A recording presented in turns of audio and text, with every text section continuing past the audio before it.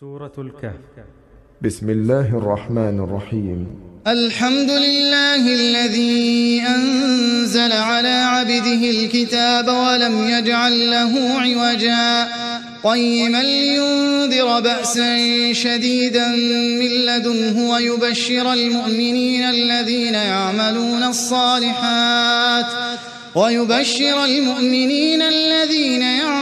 الصالحات أن لهم أجرا حسنا ماكثين فيه أبدا وينذر الذين قالوا اتخذ الله ولدا ما لهم به من علم ولا لآبائهم كبرت كلمة تخرج من أفواههم إن يقولون إلا كذبا فلعلك باخع نفسك على آثارهم إن لم يؤمنوا بهذا الحديث أسفا إنا جعلنا ما على الأرض زينة لها لنبلوهم أيهم أحسن عملا وإنا لجاعلون ما عليها صعيدا جرزا أم حسبت أن أصحاب الكهف والرقيم كانوا من آياتنا عجبا إذ أوى الفتية إلى الكهف فقالوا ربنا آتنا من لدنك رحمة وهيئ لنا من أمرنا رشدا فضربنا على آذانهم في الكهف سنين عددا ثم بعثناهم لنعلم أي الحزبين أحصى لما لبثوا أمدا نحن نقص عليك نبأهم بالحق إنهم فتية آمنوا بربهم وزدناهم هدى وربطنا على قلوبهم إذ قاموا فقالوا ربنا رب السماوات والأرض لن ندعو من دونه إلها لقد قلنا إذا شططا هؤلاء قوم اتخذوا من دونه آلهة لولا يأتون عليهم بسلطان بين فمن أظلم ممن افترى على الله كذبا وإذ اعتزلتموهم وما يعبدون إلا الله فأووا إلى الكهف ينشر لكم ربكم من رحمته ويهيئ لكم من أمركم مرفقا وترى الشمس إذا طلعت تزاور عن كهفهم ذات اليمين وإذا غربت تقرضهم ذات الشمال وهم في فجوة منه ذلك من آيات الله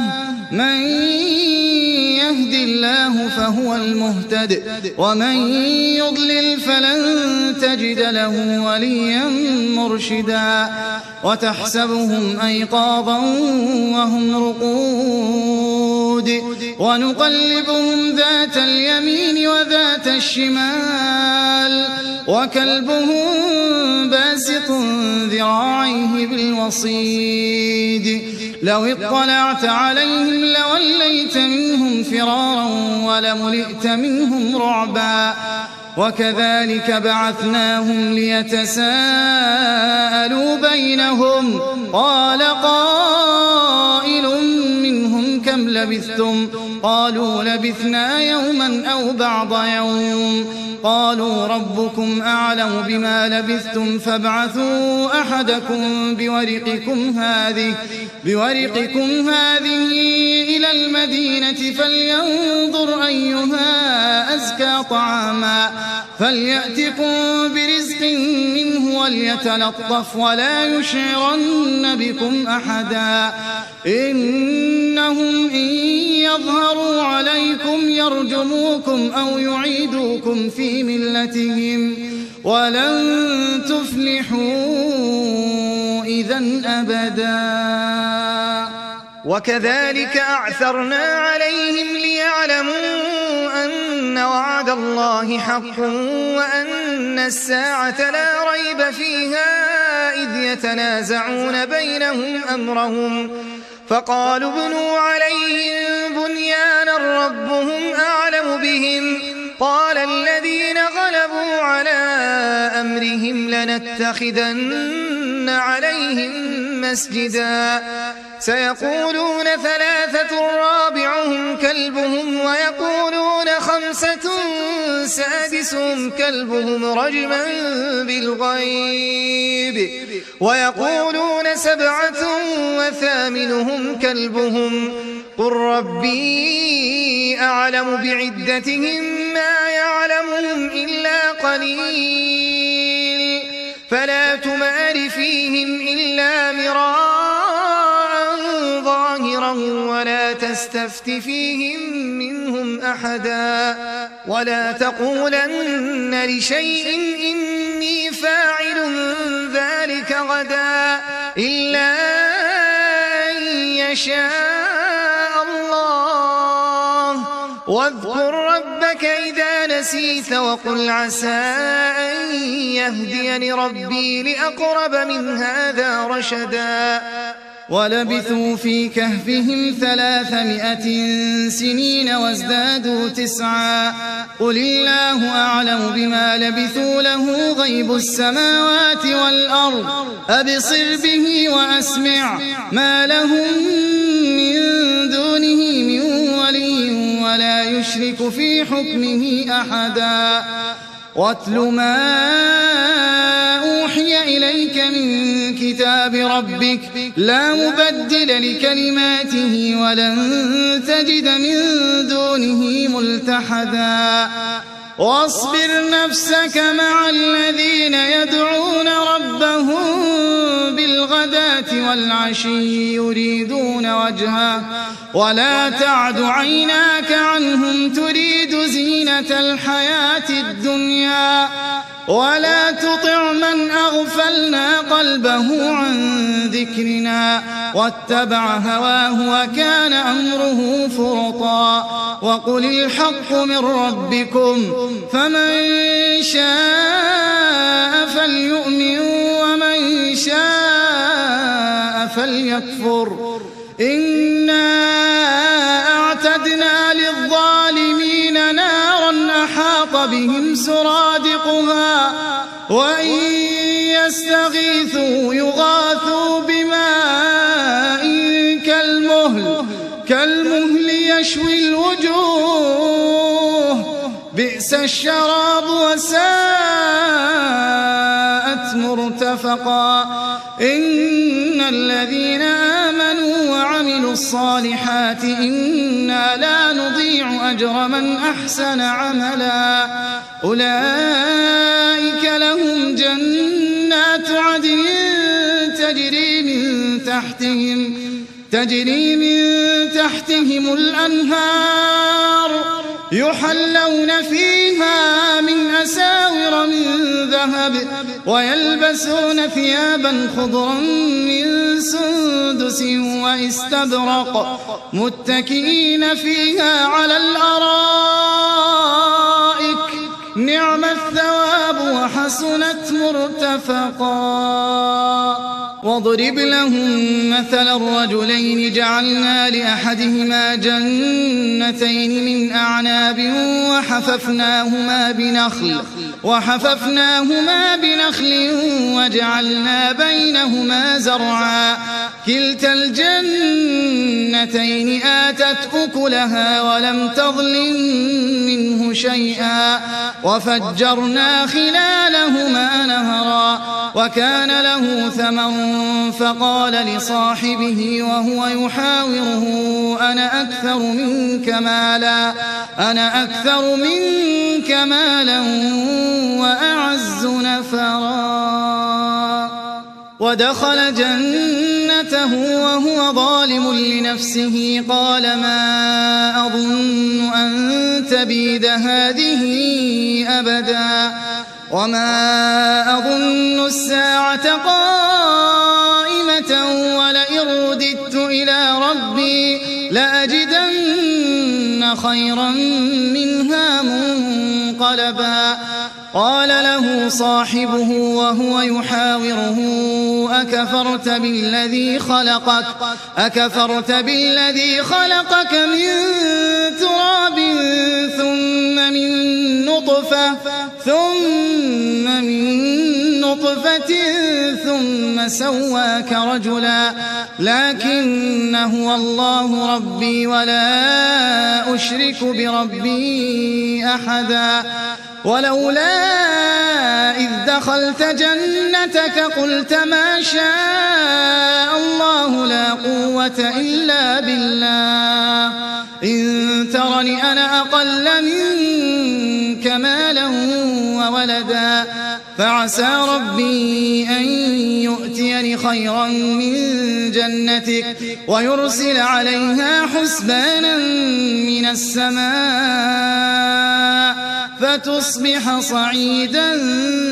زلقا أو يصبح ماؤها غورا فلن تستطيع له طلبا وأحيط بثمره فأصبح يقلب كفيه على ما أنفق فيها وهي خاوية على عروشها ويقول يا ليتني لم أشرك بربي أحدا ولم تكن له فئة ينصرونه من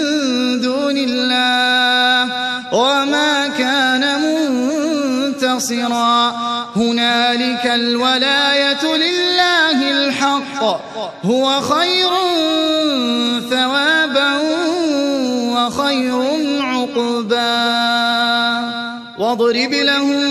مثل الحياة الدنيا كماء أنزلناه من السماء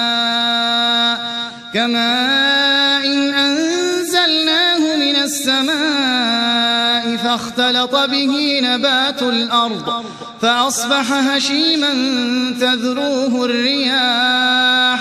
وكان الله على كل شيء مقتدرا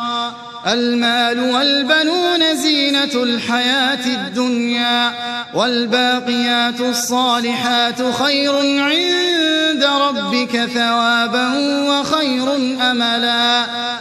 ويوم نسير الجبال وترى الأرض بارزة وحشرناهم فلم نغادر منهم أحدا وعرضوا على ربك صفا لقد جئتمونا كما خلقناكم أول مرة بل زعمتم أن لن نجعل لكم موعدا ووضع الكتاب فترى المجرمين مشفقين مما فيه ويقولون يا ويلتنا ما لهذا الكتاب لا يغادر صغيرة ولا كبيرة إلا أحصاها ووجدوا ما عملوا حاضرا ولا يظلم ربك أحدا وإذ قلنا للملائكة اسجدوا لآدم فسجدوا إلا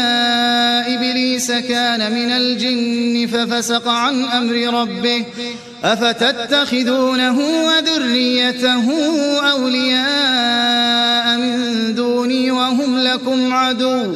بئس للظالمين بدلا ما أشهدتهم خلق السماوات والأرض ولا خلق أنفسهم وما كنت متخذ المضلين عضدا ويوم يقول نادوا شركائي الذين زعمتم فدعوهم فلم يستجيبوا لهم وجعلنا بينهم موبقا ورأى المجرمون النار فظنوا أنهم مواقعوها ولم يجدوا عنها مصرفا ولقد صرفنا في هذا القرآن للناس من كل مثل وكان الإنسان أكثر شيء جدلا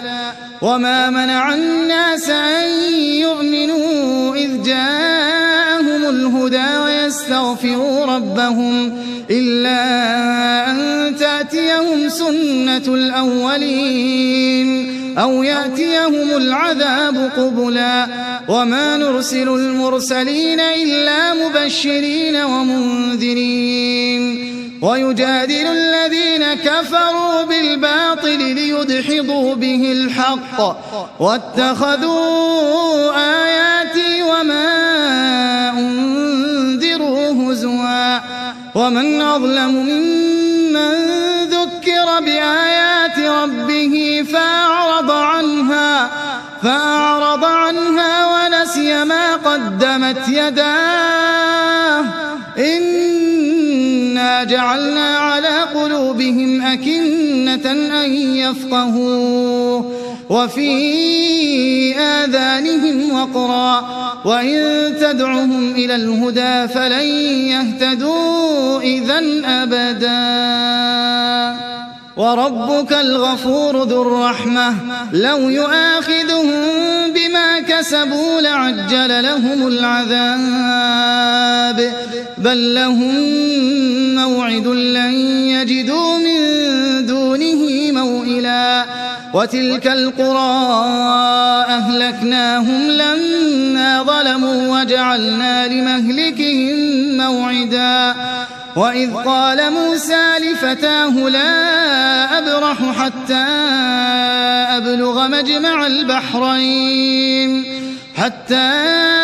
أبلغ مجمع البحرين أو أمضي حقبا فلما بلغا مجمع بينهما نسيا حوتهما فاتخذ سبيله في البحر سربا فلما جاوزا قال لفتاه آتنا غداءنا لقد لقينا من سفرنا هذا نصبا قال أرأيت إذ أوينا إلى الصخرة فإني نسيت الحوت وما أنسانيه إلا الشيطان أن أذكره واتخذ سبيله في البحر عجبا قال ذلك ما كنا نبغي فارتدا على آثارهما قصصا فوجدا عبدا من عبادنا آتيناه رحمة من عندنا وعلمناه من لدنا علما قال له موسى هل أتبعك على أن تعلمني مما علمت رشدا قال إنك لن تستطيع معي صبرا وكيف تصبر على ما لم تحط به خبرا قال ستجدني إن شاء الله صابرا ولا أعصي لك أمرا قال فإن اتبعتني فلا تسألني عن شيء حتى أحدث لك منه ذكرا فانطلقا حتى إذا ركبا في السفينة خرقها قال أخرقتها لتغرق أهلها لقد جئت شيئا إمرا قال ألم أقل إنك لن تستطيع معي صبرا قال لا تؤاخذني بما نسيت ولا ترهقني من أمري عسرا فانطلقا حتى إذا لقيا غلاما فقتله قال أقتلت نفسا زكية بغير نفس لقد جئت شيئا نكرا قال ألم أقل لك إنك لن تستطيع معي صبرا قال إن سألتك عن شيء بعدها فلا تصاحبني قد بلغت من لدني عذرا فانطلقا حتى إذا أتيا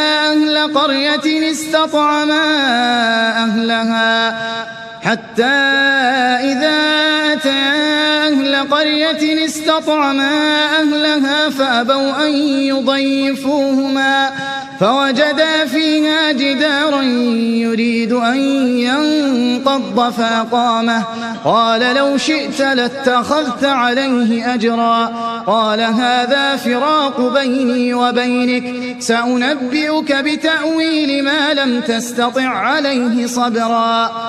أما السفينة فكانت لمساكين يعملون في البحر فأردت أن أعيبها وكان وراءهم ملك يأخذ كل سفينة غصبا وأما الغلام فكان أبواه مؤمنين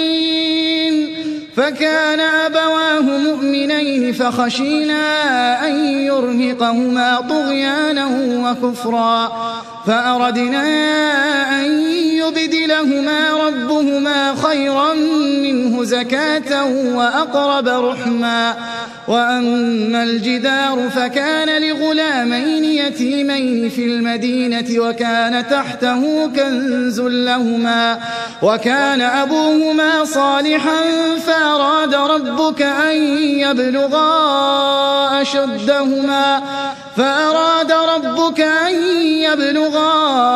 أشدهما ويستخرجا كنزهما رحمة من ربك وما فعلته عن أمري ذلك تأويل ما لم تسطع عليه صبرا ويسألونك عن ذي القرنين قل سأتلو عليكم منه ذكرا إنا مكنا له في الأرض وآتيناه من كل شيء سببا فأتبع سببا حتى إذا بلغ مغرب الشمس وجدها تغرب في عين حمئة ووجد عندها قوما قلنا يا ذا القرنين إما أن تعذب وإما أن تتخذ فيهم حسنا قال أما من ظلم فسوف نعذبه ثم يرد إلى ربه فيعذبه عذابا نكرا وأما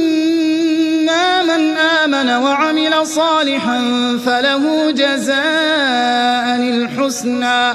وسنقول له من أمرنا يسرا ثم أتبع سببا حتى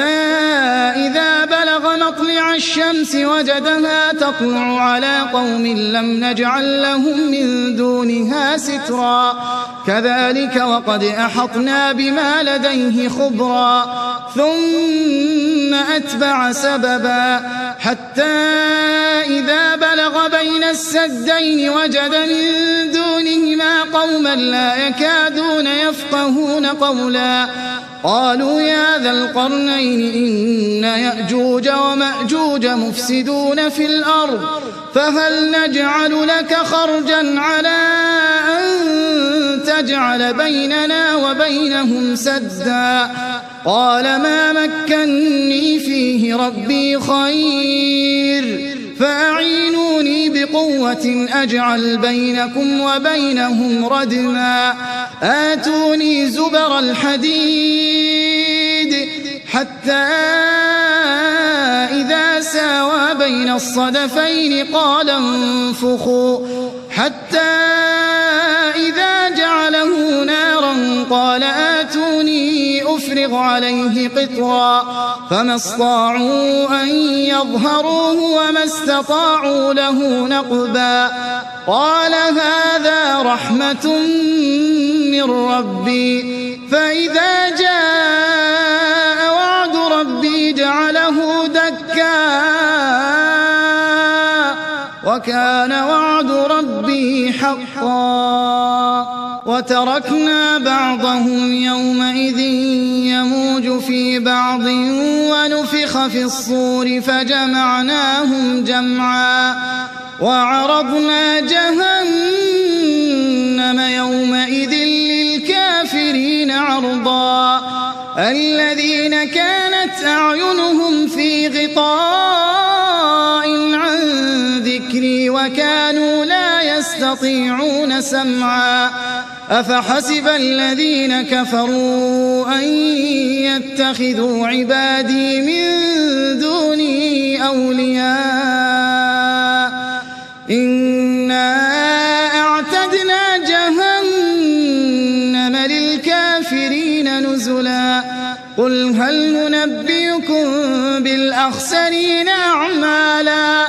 الذين ضل سعيهم في الحياة الدنيا وهم يحسبون أنهم يحسنون صنعا أولئك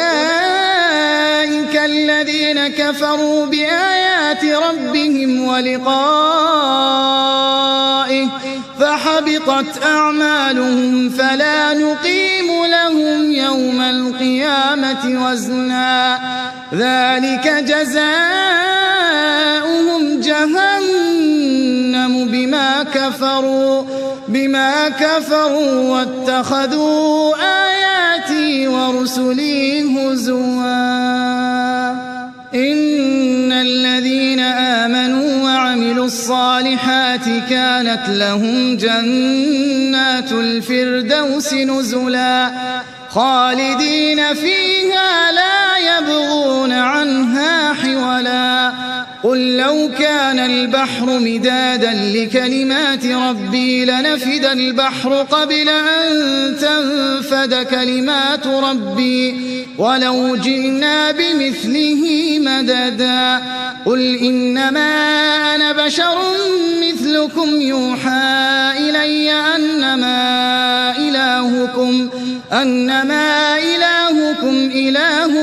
واحد فمن كان يرجو لقاء ربه فليعمل عملا صالحا ولا يشرك بعبادة ربه أحدا.